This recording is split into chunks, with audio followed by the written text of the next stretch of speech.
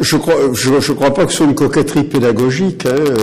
Évidemment, ça fait sourire, mais je crois que on peut très bien soutenir l'idée que le Capital, c'est le grand roman noir du Capital. Bon, alors d'une part parce que on y retrouve quand même tous les thèmes du roman policier contemporain.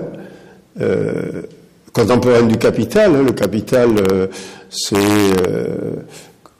Edgar Poe, Wilkie Collins, Dickens, Les Mystères de Paris, et puis de peu antérieur à Conan Doyle, d'une vingtaine d'années. Et on a à peu près tous les ingrédients, c'est-à-dire au livre 1, c'est le lieu du crime.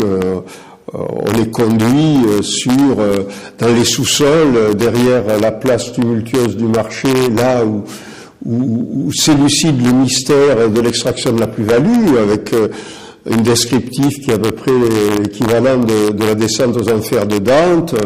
On descend dans ces ateliers avec ces machines infernales qui sont en même temps des machines de torture. Et puis après, au livre 2 du Capital, qui est le livre sur la circulation, le butin circule, passe de main en main, on en perd la trace, comme on perd la trace du crime dans les grands complexes urbains, le Londres de Dickens ou de Wilkie Collins. Et puis, au livre 3, c'est ce qu'on appelle dans la tradition du vieux roman policier français, le fade, c'est le partage du butin entre la rente foncière, le capital à intérêt et le profit industriel. Bon, donc on a à peu près toute la trame d'un récit de roman policier. Et je crois que la crise actuelle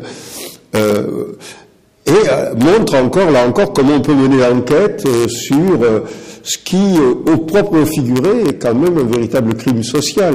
L'affaire des subprimes, c'est un crime social. C'est pas seulement une irresponsabilité ou une inconscience de banquier, puisque c'est prêter sciemment à des gens dont on sait qu'ils sont insolvables, que les prêts les enfoncent, et c'est à ce point conscient que aussitôt on essaie de cacher finalement les créances douteuses dans la titrisation en espérant qu'on en perde la trace. Donc on retrouve là aussi tous les ingrédients du récit du roman policier.